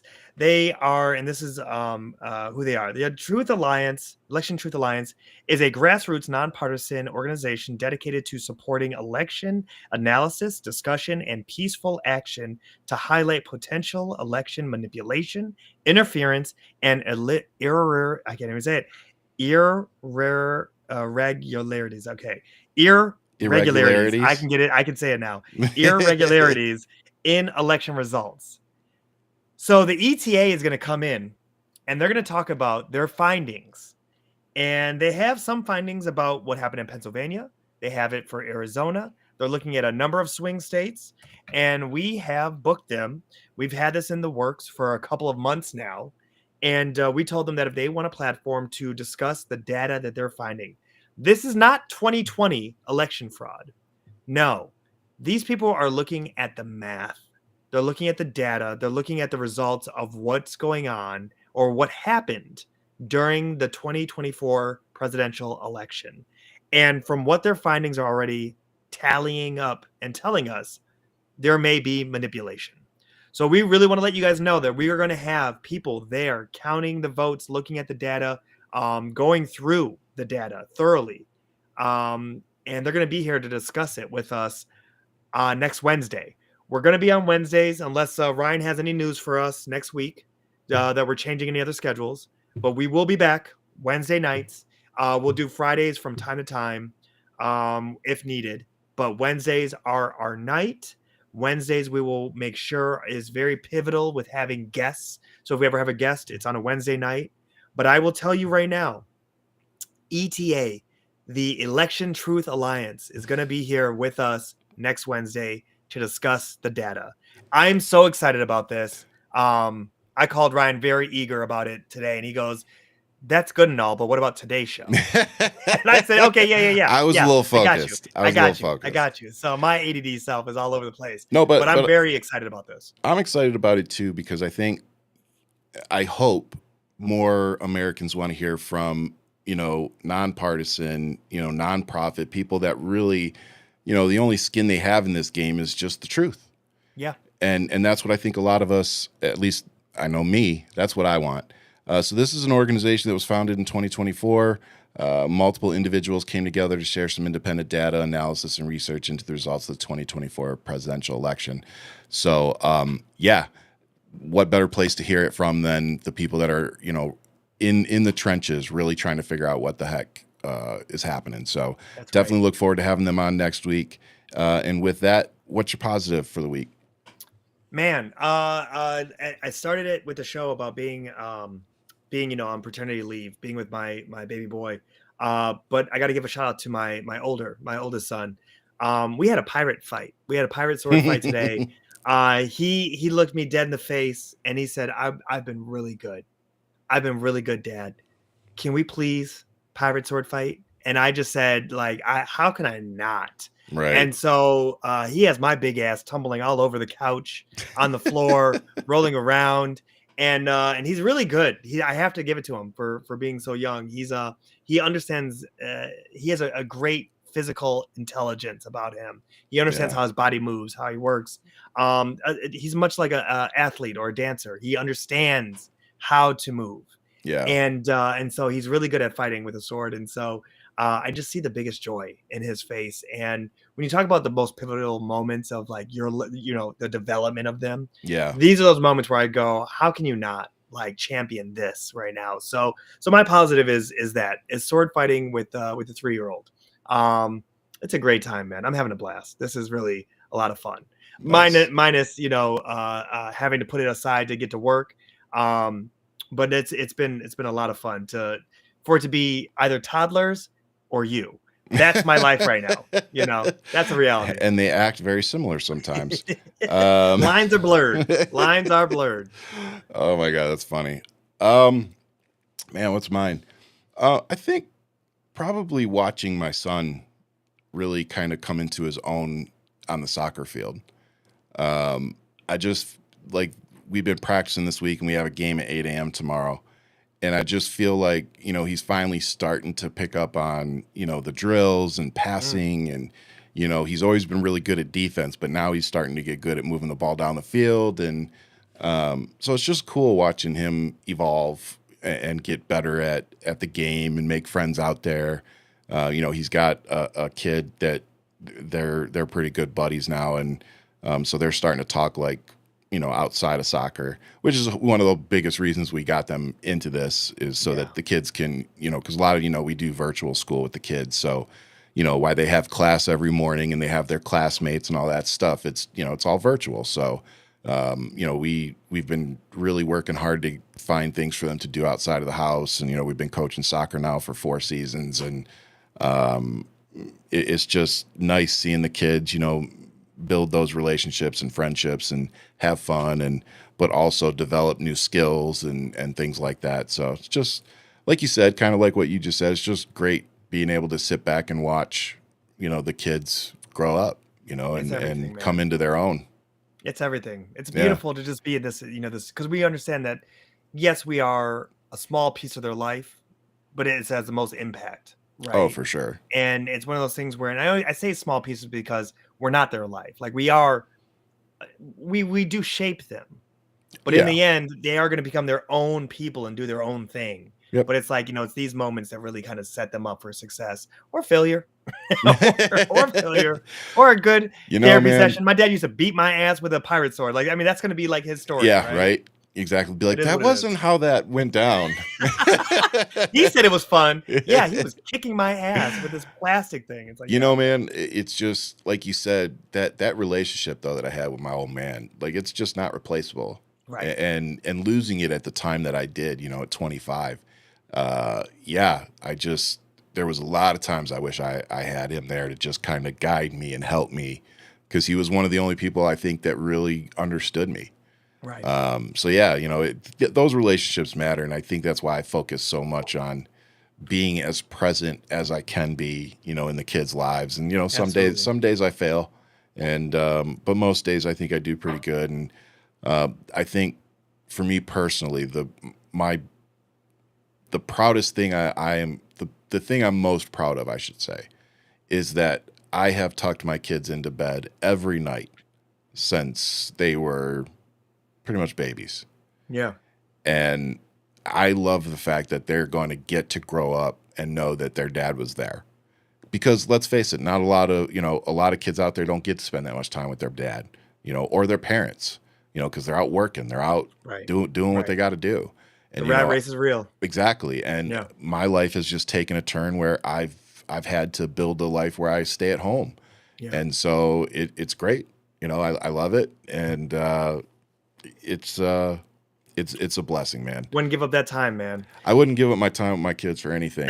No. My daughter, she's definitely starting to get into the preteens a little bit. So, the daddy let's hang out is starting to turn more into, can you turn my light off on the way out?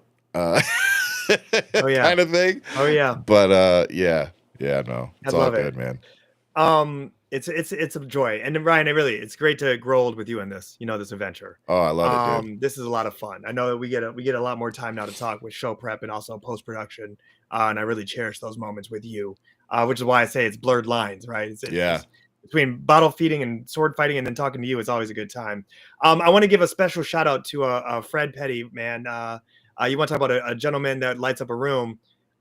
This guy, we go way back, and I haven't seen him in a long time. Fred, good to see you, my man. Definitely one of my favorite human beings. You want to talk about somebody who's just a great guy all around. Him and his whole Nice. family. Nice They've to always meet you, been Fred. just good people all around. But yeah, man,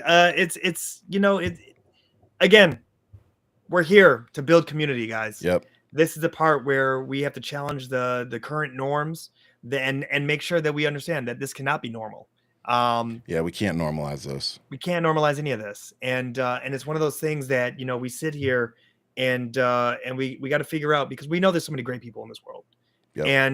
And they always come back into your circle, and it's one of those things where we got to extend the olive branch to those who may have been misled, may have been drunk on the wine, Yep. whatever the case is. But I'm gonna say it to you, iceberg hit. Here we Yep. are. So now what do we do? Build You know what that I mean? bridge. Well, fuck that. I'm getting on the raft first, brother. All right. You ain't gonna catch me looking like Jack in that That's water. it. Okay. That's true. Hey, he could have survived. Scoot I o- don't care scoot what over. they say. Scoot over. He could have survived. That's all I'm saying to you. Oh, First, man. we got to get on the boat. Then we get Fair off point. the boat, get on the boat, get Fair back point. to land. That's what we got to do. So Yeah. No, I mean, I think most of us are in the same position, that I think a lot of us see where we're at, and hopefully the steps that are coming next. yeah. These people are going to have to be stopped. So hopefully we get enough people in our government, enough judges in the judicial system to put the brakes on all of this. But yeah, I don't know. My hope for that isn't extremely high right now. But with all of that said, I am proud to be in this fight with not just Ian, but all of you out there. Like I said, I have a voice. We have a voice because you keep projecting the things that we post and that we say.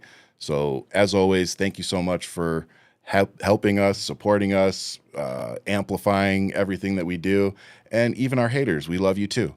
So with that, I'll leave you as I always do with much love. Keep fighting, but most importantly, stay safe out there. And imagine if I had